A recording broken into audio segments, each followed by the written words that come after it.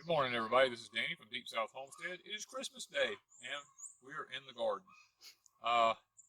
Fun thing to do Christmas morning, but guys, you got to do what you got to do if you're going to eat. So, what we're doing today is we have had a bunch of onion seeds that we planted in our greenhouse in these little trays. Well, they haven't done really good. I mean, they all came up, but a lot of it's probably our fault because we just haven't had a lot of time to devote to those. But nevertheless, they came up, they grew. We tried some different varieties. We have the Texas Legend. We know they grow here because we've grown them before. And we grow some little onion sets. So what we've done here is we have row cover here. We took the torch, we went along, and about every 8 inches, we burned holes in it. And we've set the Texas Legends out down through here. We've got about 75 of them. I think there was something like that. Maybe not quite that many, probably about 65, because some of them didn't really come up good in the tray. And we've got them all stuck in here. And we're going to try to grow them with this row cover. We've got the drip tape from Hoss Tool in the center of the row cover. So we're going to see how that actually works out. We went to the upikit this past year, and the onions under the black cover's done really good. So this is a little different. This is not black plastic. This is a row cover, and the bulb will be exposed on this rather than being under the black plastic. So we're just kind of experimenting to see if the row cover will work or if we actually need to do the black plastic. It's more of an experiment right now. We're fixing to start. We have 2 more varieties down here from Hoss Tool. When we get started on that, we'll talk to you about that a little bit. But we wanted to show you the first part here, what we've got and how it looks. Now, they were really long. They were like 8 to 10 inches long, a lot of them. So we took the scissors and cut the tops off of them. It won't hurt anything. You can see I've nipped the tops off of a lot of them down through here. We've got them stuck in the ground.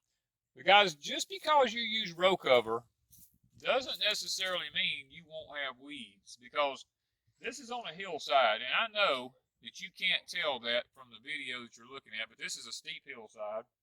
And what happens is the dirt comes down this hill and it washes over onto this. Well, you can see right here, we have to dig off about 6 to 8 inches of stuff right here all the time because the dirt washes over onto this, and our red crimson clover and just weeds and stuff like that start to come up on top of it, and we have to come in here and dig it off and throw it back up the hill because that's just what happens when you live on hillsides.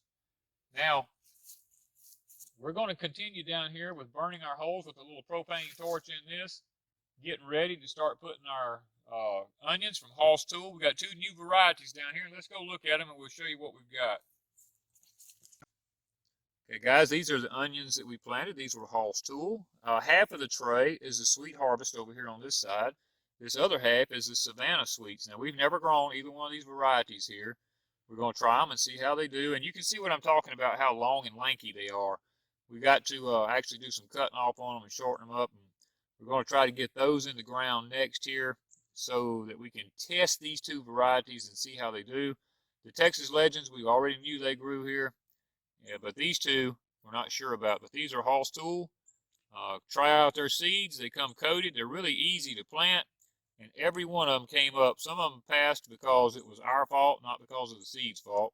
We just weren't as vigilant with them as we should have been. Now, we also have a tool here that we're using. This comes from Homestead Iron Works. This little tool is a jam-up little tool for planting onions. We got this from the Homestead box. This thing is really good for planting onions. You can job that thing down in the ground right there. It's kind of like a hori-hori tool. It really works good, but this thing is custom. I mean, it's made with good quality steel. That's what I like about it. It's made by, you can't hardly see it here. It's called Homestead Iron, but it's made by the Homestead Iron Works, and it's really a good tool. So check out the Homestead box, and I think that you will find out they have these kind of tools in there, and then you can contact the companies, and if you want more, you can get their tools. They're really jam-up tools.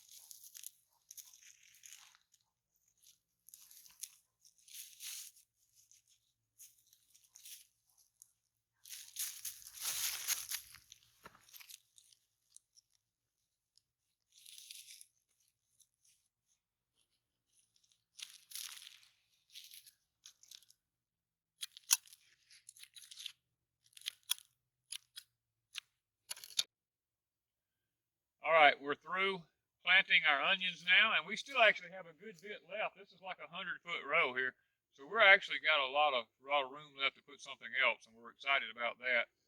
And the simple facts is we were concerned that maybe we might be ruining our row cover by burning all these holes in it, but truly the spacing is right for other plants once these come out anyway. So that's not going to even be a problem. But as you notice, you can see we have 2 stages of broccoli coming up there. We've got the younger stage and we have an older stage. The older stage is actually making heads right now. We have some cabbage plants that we've experimented with here, and they seem to be doing really good on this black plastic. They just love the row cover. Now, over beside it, you will see we have our Corota carrots. You've seen them in previous videos.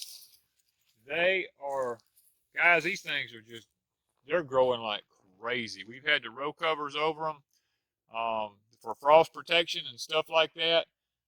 It has made all the difference in the world for these things. Now, they are getting it. This is our first year to grow Corotas through the winter. They did nothing in the summer, but the winter has been fantastic on them. So we're hoping to get a good harvest out of them.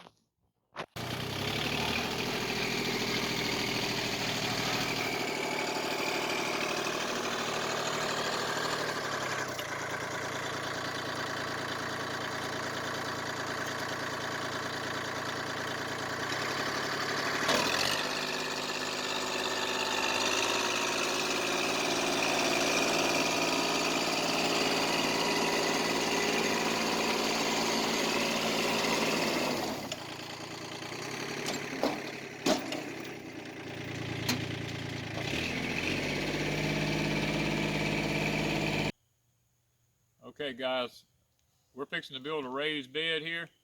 That's how you till a raised bed. We've been doing it with a shovel for a long time.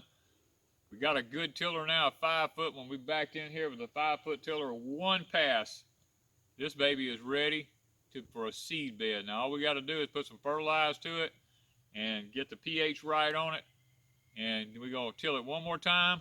We're going to build our wooden box around it, and we'll be ready to rock and roll. Okay, we're at our carrot bed that has the hoops over it with the frost protection covering. And guys, look up under there. This is the Danvers half long. They are loving it. Being up under here is really making them grow well. We have 1 more carrot bed. There's 2 varieties from Hoss Tool, and we'll show you where they're at. Okay, we're at our 3rd carrot bed here. We are looking at it. This is 2 varieties that we planted from Hoss Tool. Hoss Tool has some great seed selections. You can go check them out. They got a lot of different varieties of carrots and stuff. This is just 2 of their varieties. We have it in our old strawberry bed. We have these covers over it here. It is working out really good. It allows us to be able to put the frost protection over the top of it without actually having anything happen to the tops of the carrots. We don't have to worry about that. We do have a few little petunias that's coming up in them everywhere that's got to be got out of it. It's the old-fashioned petunias. Once you have them for life. We have them coming up in there. We got to work on that. But guys, at Deep South Homestead this year, we are hoping for a bumper carrot harvest here if nothing happens. We're trying to ramp up our food supply. We're trying to experiment with the row covers as to what we can and cannot grow on it. Hopefully this summer, you're going to see us use the regular black plastic. It'll be the 3-foot wide rolls of black plastic. We're going to try to put some irrigation under that, and you're going to see what we can grow on it and see how it works. So guys, stay with us throughout the growing season. We'll be beginning to plant English peas and our Irish potatoes, which is, a lot of y'all ask, why do we call them Irish potatoes? Because in the South, that's what they're called. It'll be the red Pontiac or the red Lesotas. It'll be one of those 2, whichever one we can get. Plus, we have the fingerling potatoes for the Russian white fingerling potatoes coming on. We have some of our old varieties that we've saved in the cellar. We're going to see how they do. We also have some that we planted on the hill this past fall. We've been chopping them off every time it freezes. We're going to see if they actually make a potato. I don't know. They say in the South you can't grow potatoes through the winter. We're going to see if it's actually right or not. So stay with us and watch what we do. Guys, in 3 weeks, you should see us prepping the ground, getting ready to start putting in our English peas. And then right after that, it's going to come our Irish potatoes and fingerlings. And then the green beans will come a couple of weeks after that. You're going to see us begin to use our hotbeds. You're going to see us begin to grow some tomato plants, some pepper plants, some sweet potato draws. All this stuff we're going to be trying to get implemented here and get going as quickly as we can. Because, guys, the growing season is rapidly approaching here in the Deep South. So, thank you guys for watching. And thank you from Deep South Homestead.